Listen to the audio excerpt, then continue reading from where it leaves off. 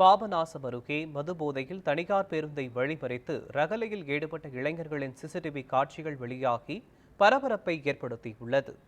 தஞ்சை மாவட்டம் பசுபதி கோவில் பேருந்து நிறுத்தத்தில் கடந்த 1ஆம் தேதி சிதம்பரத்திலிருந்து வந்த தனியார் பேருந்தை மது மற்றும் கஞ்சா போதையில் இருந்த இளைஞர்கள் வழிமறித்து ரகளையில் ஈடுபட்டனர். இந்நிலையில் இதை தட்டி கேட்ட பேருந்து நடத்துனர் தினேஷ் மற்றும் ஓட்டுநர் பூவரசன் ஆகியோருக்கு கொலை மிரட்டல் விடுக்கப்பட்டது. இதுகுறித்து அவர்கள் அளித்த புகாரின் அடிப்படையில் போலீசார் வழக்கு பதிவு செய்து விசாரணை மேற்கொண்டு வருகின்றனர்.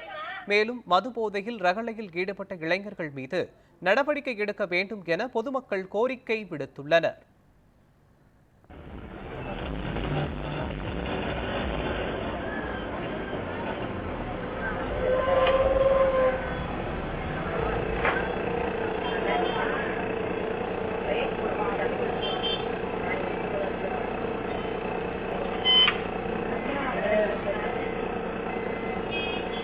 நேரா வந்து வண்டியை நேரா விட்டு